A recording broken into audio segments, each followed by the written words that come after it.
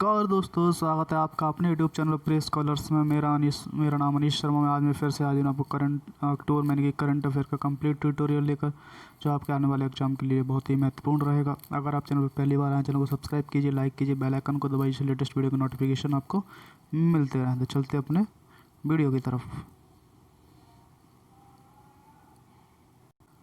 अगर आपने हमारे पिछली वीडियो नहीं देखे हैं तो हमारी पिछली वीडियो देखिए, उनके लिंक आपको डिस्क्रिप्शन में मिल जाएंगे।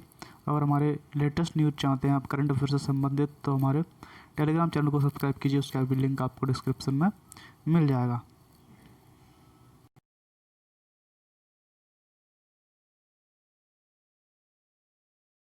देखते हैं हम आज के अपनी वीडियो को। इस वीडियो में जो पहला पॉइंट है, किस संगठन ने SMS के माध्यम से शून्य GST स्टेटमेंट दर्ज करने की सुविधा शुरू की है। जो GST है, मतलब जो नील GST होती है, जिसमें कोई ट्रांजेक्शन्स नहीं होते, मतलब जिसमें कोई बिजनेस नहीं हुआ है एक दूसरे से, जैसे B2B हो, B2C हो, जो भी मतलब है, तो SMS के माध्यम से ही एक GST अपन रिटर्न दर्ज करा सकते हैं। जो नील की GST रिटर्न होती है वो हम SMS के माध्यम से दर्ज करा सकते हैं। लेकिन जब जो बिजनेस होता है एक दूसरे से, B2B बिजनेस हो, B2C बिजनेस हो, उसमें इन्वॉइसेस आते हैं, वो इन्वॉइस हमें पोर्टल पे अपलोड करने होते हैं। तो वो तो पोर्टल के माध्यम से ही जा सकते हैं, जिसमें हमने टैक्स लिया है और टैक्स हमें देना भी, पे भी करना है गवर्नमेंट को, उसके हिसाब से तो ये देना है। तो GSTN एक नंबर होता है GST के अंदर। तो किस संगठन ने SMS के माध्यम से शून्य GST स्टेटमेंट दर्ज करने की सुविधा शुरू की है? GSTN ने की है। Goods and services tax network GSTN, जो GST के अंदर है, goods and services tax network GSTN, जिसका पूरा नाम है goods and services tax network GSTN, ने एक सुविधा शुरू की है जिसके तहत कंपोजिशन करदाता, कंपोजिशन एक मतलब GST के अंदर दो तरीके के करदाता होते हैं, टैक्स पेयर होते हैं। एक तो होता है कंपोजिशन, एक होता है रेगुलर। ठीक है, तो रेगुलर जो होते हैं तो वो अपने रेगुलर बेसिस पे, जैसे मंथली जो डेट्स होते हैं उस पर अपनी रिटर्न फाइल करते रहते हैं। कंपोजिशन एक अलग होता है। कंपोजिशन थोड़ा ये होता है कि इसका एक रूल होता है, जो कि मतलब कि टैक्स में 1% या फिर उतना इतना ये टैक्स अपन क्लेम कर सकता है और दे सकता है। कंपोजिशन करदाता GST के CMP 8 के रूम में GST पोर्टल पर लॉगिन किए बिना, मतलब GST जो कंपोजिशन करदाता होता है, GST पहले ये CMP यानी कि अपनी एक रिटर्न भरते हैं CMP 8, जो कंपोजिशन की रिटर्न होती है, और रेगुलर के लिए R1 होती है, R2 होती है, मैंने कहा return 1, return 2, GSTR1, GSTR2, GSTR3 भी ऐसे होती है। पर लिखने के लिए एक ही कंपोजिशन करदाता जो टैक्स पेयर होते हैं उनके लिए एक ही रिटर्न होते हैं CMP 8 के रूप में। तो GST के पोर्टल पर लॉगिन किए बिना, मतलब GST के पोर्टल पर लॉगिन भी नहीं करना है, किए बिना SMS के माध्यम से ही शून्य GST दाखिल कर सकते हैं। ठीक है, जो नील है, जिसमें मतलब जिसमें इन्होंने बिजनेस किया या फिर ट्रांजेक्शन हुए, तो वो तो आपको जानने पड़ेंगे। जो नील GST दाखिल कर सकते हैं। GST के आंकड़ों के अनुसार कुल 17.11 लाख करदाताओं ने कंपोजिशन स्कीम का विकल्प चुना है, और 17.11 लाख में से 20% करदाता शून्य स्टेटमेंट फाइल करते हैं। कितने करते हैं? 0% स्टेटमेंट फाइल करते हैं। वो किस में करते हैं? 17.11 लाख में से 20% जो हैं शून्य की फाइल करते हैं। ठीक है, तो ये GSTN है। तो किसने किया है? GSTN ने किया है। दूसरा जो पॉइंट है, किस शहर की पुलिस ने 28 नवंबर तक ड्रोन उड़ाने पर प्रतिबंध लगा दिया है? कौन है वो? मुंबई ने 28 नवंबर तक ड्रोन उड़ाने पर क्या कर दिया? प्रतिबंध लगा दिया है। मुंबई ने लगाया। मुंबई पुलिस ने अपने अधिकार क्षेत्र के आसमान में दूरस्थ हवाई वस्तुओं या ड्रोन को, पैराग्लाइडरों को उड़ाने पर प्रतिबंध लगा दिया है। ये आदेश आपराधिक प्रक्रिया संहिता 1973 की धारा 144 के तहत जारी किया गया है। यह प्रतिबंध सुरक्षा कारणों से लगाया गया है और मुंबई में राष्ट्र विरोधी तत्वों द्वारा VVIP पर हमला करने के लिए फ्लाइंग मशीनों को उपयोग में रोकने के लिए कदम उठाया गया है। तो वहाँ की जो सिक्योरिटी के लिए ये सब चीज़ की गई है मुंबई के अंदर। तो जो महाराष्ट्र पुलिस, उसने मुंबई पुलिस है जो उसने किया है 28 नवंबर तक ड्रोन नहीं उड़ा सकते। तो चलते हैं अपन आगे। अगला जो पॉइंट है, विवाद निपटान योजना यानी विवाद से विश्वास को किस तारीख तक बढ़ाया गया है? ये योजना है विवाद से विश्वास को किस तारीख तक बढ़ाया, 31 मार्च 2021 तक बढ़ा दिया गया है विवाद निपटान योजना को। इसके अंदर क्या है, केंद्र सरकार ने आयकर विवाद निपटान योजना विवाद से विश्वास के तहत भुगतान करने के लिए समय सीमा को बढ़ाकर 31 मार्च 2021 कर दिया गया है। जो टैक्स है, जो अपना जो इनकम टैक्स है, जो उसके लिए अपना उन्होंने डेट बढ़ा दी गई, 31 मार्च 2021 तक कर दिया गया है। जो इनकम टैक्स अपने रिटर्न भरनी है, तो विवाद निपटान योजना के तहत इन्होंने विवाद से विश्वास के तहत एक स्कीम चलाई है। तो 31 मार्च 2021 तक करती है। केंद्रीय प्रत्यक्ष कर बोर्ड CBDT के अनुसार डिक्लेरेशन 31 दिसंबर 2020 तक किया जाना चाहिए। डिक्लेरेशन है जो मतलब इनकम टैक्स का जो डिक्लेरेशन है वो 31 दिसंबर 2020 तक लास्ट है, तब तक आपको कर देना ही चाहिए। मतलब जो डिक्लेरेशन में जो रिटर्न है उसकी फाइल करनी ही चाहिए, आपको देनी चाहिए अपने इनकम की रिटर्न किया जाना चाहिए। केवल ऐसी घोषणाओं के संबंध में अतिरिक्त राशि के बिना आयकर का भुगतान 31 मार्च तक किया जा सकता है। ठीक है, ये है हमारा, इसलिए बढ़ाया गया है ये विवाद निपटान योजना को। चौथा जो है, हाल ही में भारतीय और कनाडाई शोधकर्ताओं ने किस सभ्यता में डेयरी उत्पादन के प्रमाण पाए हैं, तो किस सभ्यता में, सिंधु घाटी सभ्यता में। जो हाल ही में अपने एक भारतीय और कनाडाई 2 शोधकर्ता थे, उन्होंने उसमें खोज किया या फिर वहाँ पे जो शोध किया है, तो उसमें उन्होंने पाया है कि वहाँ पे डेयरी उत्पादन भी था, डेयरी का भी काम होता था उस समय सिंधु घाटी सभ्यता के समय। उन्होंने प्रमाण पाए हैं। तो भारत और कनाडा के शोधकर्ताओं की एक टीम को पता लगा कि 2500 ईसा पूर्व सिंधु घाटी सभ्यता में दुग्ध उत्पादन मौजूद था, मतलब उस टाइम भी दुग्ध उत्पादन होता था। यह डेयरी उत्पादन का सबसे पहला ज्ञात प्रमाण है। मतलब ये 2500 ईसा सिंधु घाटी सभ्यता से डेयरी उत्पादन होता था, मतलब ये पहला प्रमाण है। यह परिणाम गुजरात के एक ग्रामीण क्षेत्र कोडदा, हाँ एक कोडदा है गुजरात के अंदर, कोडदा भादरी के प्रादुत स्थल पर पाए गए हैं। मिट्टी के बर्तनों के रासायनिक विश्लेषण पर आधारित थे, जिसमें डेयरी लिपिड की उपस्थिति देखी गई थी। नहीं, एक कोडदा जो है शहर है, मतलब था एक ग्रामीण इलाका जो सिंधु घाटी सभ्यता के समय में था। ये सिंधु घाटी सभ्यता में पढ़ने को मिलता है। अब हमारे पिछली वीडियो देखिए सिंधु घाटी सभ्यता के बारे में, उसमें आपको मिल जाएगा। कोडदा आधारित है, जिसमें डेयरी लिपिड की उपस्थिति देखी गई थी। चलते बन आगे अगला पॉइंट। अगला जो पॉइंट है, इंडिया पोस्ट ने किस देश के साथ पोस्टल शिपमेंट से संबंधित सीमा शुल्क डेटा के आदान प्रदान के लिए समझौते पर हस्ताक्षर किए हैं। किसके साथ किए, अमेरिका के साथ किए हैं।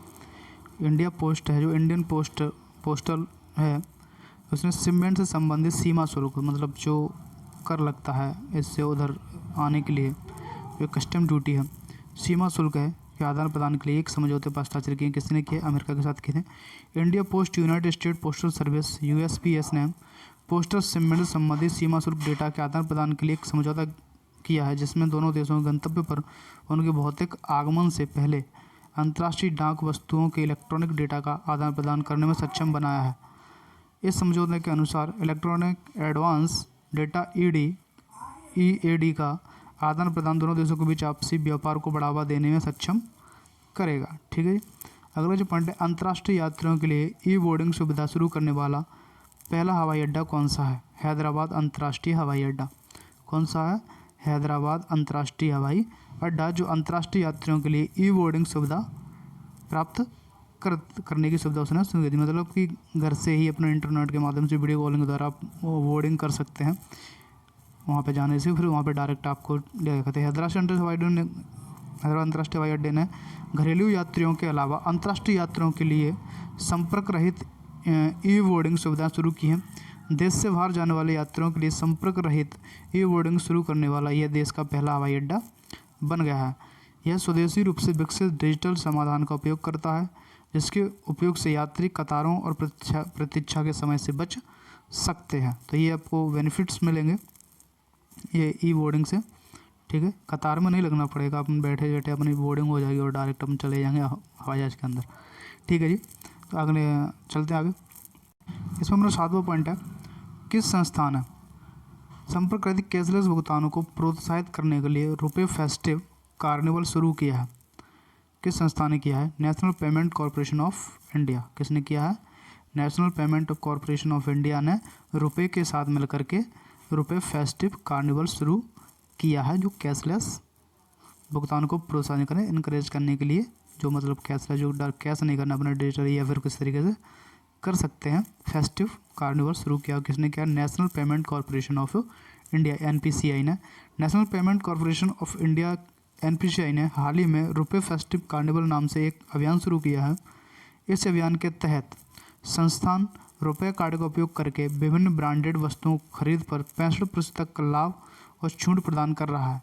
मतलब इससे आपको 65% तक के लाभ बेनिफिट्स भी होंगे और वहाँ पे आपको डिस्काउंट्स भी मिलेंगे। मगर यह कदम संपर्क रहित और कैशलेस भुगतान को प्रोत्साहित करने के उद्देश्य से किया गया है। ठीक है, ये संपर्क रहित कोरोना वायरस की वजह से, मतलब आपको संपर्क नहीं करना किसी से, अपना पेमेंट कर देना है। मतलब कैश देते हैं तो उसमें संपर्क होता है, जैसे आपने देना फिर दूसरा देने का तो संपर्क हो गया, और डायरेक्ट देने का तो कैशलेस ट्रांजेक्शन हो जाएंगे अपने। तो ये आपके लिए भी बेटर है और उनके लिए भी बहुत अच्छा रहेगा। तो ये चीज़ ठीक है। रुपए फेस्टिव कार्निवल शुरू किया है, वो किसने किया? National payment corporation of India, NPCI ने किया है। फेस्टिव का नाम क्या है? रुपए फेस्टिव कार्निवल। ये चीज़ आपको याद रखनी है, क्या है इसका नाम, क्या था? रुपए फेस्टिव कार्निवल, ये जो है। ठीक है जी। अगला जो पॉइंट है, भारत ने किस देश के साथ बुनियादी विनिमय और सहयोग समझौते BICA पर हस्ताक्षर किए हैं? तो किसके साथ किए हैं? संयुक्त राज्य अमेरिका के साथ किए हैं। भारत ने किस देश के साथ बुनियादी विनिमय और सहयोग समझौते BECA पर हस्ताक्षर कर दिए हैं? किसके साथ कर दिए हैं? संयुक्त राज्य अमेरिका के साथ किए हैं। भारत और अमेरिका के बीच आयो 2+2 वार्ता के तीसरे संस्करण के द्विपक्षीय वार्ता 2+2 वार्ता के तीसरे संस्करण के दौरान basic exchange and corporation agreement BICA पर हस्ताक्षर किए गए हैं। इस समझौतों ने भारत को क्लासिफाइड भूस्थानिक डेटा के साथ साथ संयुक्त राज्य अमेरिका से महत्वपूर्ण सैन्य अनुप्रयोगों की महत्वपूर्ण जानकारी तक पहुंच प्रदान की है। ठीक है, ये इसके पॉइंट्स हैं। अगला जो पॉइंट है, किस संस्था ने एंटी एजिंग यौगिकों का उत्पादन करने के लिए यानी प्रोडक्शन करने के लिए कम लागत वाली तकनीकी विकसित की है? तो किसने की? IIT गुवाहाटी ने की है। एंटी एजिंग यौगिकों को, यह कौन सा? एंटी एजिंग यौगिकों को उत्पादन करने के लिए कम लागत में उत्पादन करने के लिए एक तकनीक विकसित की। किसने की? IIT गुवाहाटी ने। भारतीय प्रौद्योगिकी संस्थान IIT गुवाहाटी के शोधकर्ताओं ने एंटी एजिंग यौगिकों को उत्पादन करने के लिए एक तकनीक विकसित की है। यह सिट्रस फलों और छिलकों जैसे कृषि संस्थान विकसित संग्रह से साइको एक्टिव दवाओं और एंटी एजिंग यौगिक उत्पादन करने के लिए कम लागत वाली झिल्ली तकनीक बनाई गई है। ठीक है, क्या बनाई गई? साइको एक्टिव दवाओं और एंटी एजिंग यौगिक उत्पादन करने के लिए कम लागत वाली झिल्ली बनाई गई है। किसके द्वारा बनाई गई? IIT गुवाहाटी के द्वारा बनाई गई है। SCT-MST एक स्टार्टअप यानी सस्कन मेडिटेक किस बीमारी की स्क्रीनिंग के लिए एक उपकरण विकसित करने वाला पहला स्टार्टअप बन गया है? कौन सा? SCT-IMST का एक स्टार्टअप है। कौन सा है? Sascan Meditech. कौन सा है? सस्कन मेडिटेक किस बीमारी की स्क्रीनिंग के लिए एक उपकरण विकसित करने वाला पहला स्टार्टअप बन गया है? यह पहला स्टार्टअप है जो स्क्रीनिंग के लिए उपकरण विकसित करने वाला बना है, जो है ऑरल कैंसर। कौन सी बीमारी के लिए किया गया है? ये ऑरल कैंसर की बीमारी की स्क्रीनिंग करने के लिए एक इसने उपकरण को जो है याद किया है, मतलब उसको बनाया है, और ये स्टार्टअप भी बन गया अपने आप में। ठीक है, Sascan Meditech. Shri Chitra Tirunal institute of medical science and technology, यानी कि इसका जो पूरा नाम है SCT-IMST, Shri Chitra Tirunal institute for medical science and technology ने कि एक स्टार्टअप सस्कन मेडिटेक ने एक स्टार्टअप है। किसका? पहले तो ये देख लो, SCT-IMST जो इसका पूरा नाम Shri Chitra Tirunal institute of medical science and technology का एक स्टार्टअप है। कौन सा? सस्कन मेडिटेक का ही एक स्टार्टअप है। अब इसमें से क्वेश्चन पूछ सकते हैं सस्कन मेडिटेक किसका स्टार्टअप है, तो आप बता सकते हैं Shri Chitra Tirunal institute for medical science and technology का स्टार्टअप है, या फिर या फिर ये नाम ले सकता है कि इसका एक स्टार्टअप, उसका नाम बताइए, तो कौन सा? सस्कन मेडिटेक है। सस्कन मेडिटेक है। और किसके लिए उसने एक उपकरण तैयार किया? ओरल कैंसर की जाँच के लिए। किसके लिए? क्या है? ओरल कैंसर की जांच के लिए उपकरण बनाया गया है। ये हैंडलेंड इमेजिंग डिवाइस मुंह में शुरुआती चरणों में, यानी कि स्टार्ट में ही, ऐसा नहीं जो फैल जाए, स्टार्ट में ही शुरुआती चरणों में ट्यूमर का पता लगा सकती है। इस प्रौद्योगिकी को एक भारतीय पेटेंट प्राप्त हुआ है और इस डिवाइस की आधिकारिक तौर पर केरल की स्वास्थ्य मंत्री के शैलजा द्वारा लॉन्च किया जाएगा। ठीक है, इसमें से बहुत सी 3 क्वेश्चन बन गए। SCT-MST का एक स्टार्टअप है। सस्कन मेडिटेक किसका स्टार्टअप है? SCT-MST का। ठीक है, इसने एक उपकरण ईजाद किया है, तो कौन सी बीमारी की स्क्रीनिंग के लिए किया है? वो ओरल कैंसर की बीमारी की स्क्रीनिंग के लिए किया है। और फिर ये भी पूछ सकता है और कैंसर की बीमारी के लिए किस स्टार्टअप ने इसको प्रोडक्ट को बनाया है, तो वह कौन सा सस्कान मेडिटेक है। तो इसमें से इतने क्वेश्चन है, ये आपके लिए बहुत ही महत्वपूर्ण क्वेश्चन होंगे आने वाले एग्जाम के लिए। तो आप हमारी वीडियो को देखते रहिए।